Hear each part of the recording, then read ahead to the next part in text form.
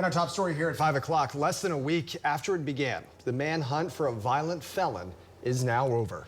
Law enforcement say they found what appears to be Kameron Jenkins' body just about 150 yards from where the shootout happened last Wednesday. Jenkins was wanted for shooting a Cleveland County deputy and an innocent bystander who died in that gunfire. We do have team coverage of today's developments. Let's start with our crime tracker, Jennifer Pierce, who is in Garvin County near Wynnewood. Jen?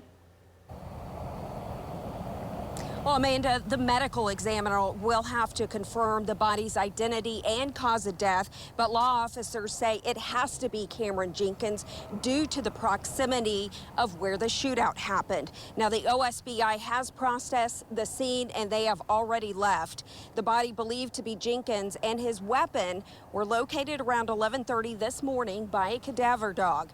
The Garvin County Sheriff described the area where the body was found as a thicket so dense someone walking by would not see a body. The sheriff says they lost Jenkins' track after storms moved through the area last week and they had to widen the search. He thanked the many agencies that took part in the nearly week-long manhunt. We had over 200 people here the day that it started. We had to scale back just a little bit. Everybody had to go to work, but we continued our search. I thank you for the citizens, everybody listened to us.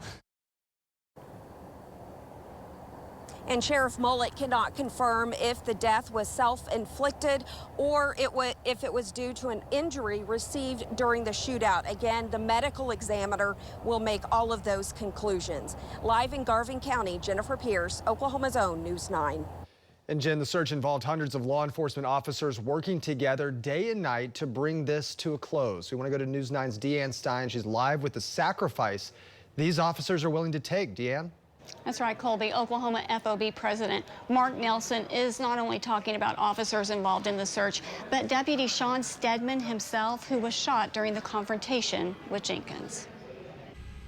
Heroic, sacrificial. This is how Oklahoma FOP President Mark Nelson describes the actions of Deputy Sean Stedman during the shootout with Kameron Jenkins. When you see the footage, you'll see the commitment and the sacrifice that those men and women they just do without question. He's talking about Stedman's body camera footage, which investigators have not released yet, but he has watched. It's a little bit emotional. Our rural law enforcement officers in this state, deputies, some municipal police departments, all across the state are undermanned, they're understaffed, they're under-resourced. Stedman was shot but expected to fully recover. Innocent bystander Gwan Frierson died from a stray bullet. We're saddened for the loss of innocent life of the bystander, but at the same time, we are glad that a continuing threat to Oklahomans will no longer be a threat. A threat Nelson believes should have never been let out on the streets. He should have been in jail. Multiple convictions. And this isn't about punishment. It's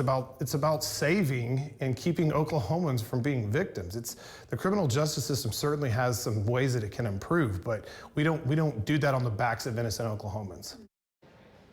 Now, Nelson said he's also proud of the joint effort by hundreds of officers working together to end this search. Live in the newsroom, Deanne Stein, Oklahoma's own News 9.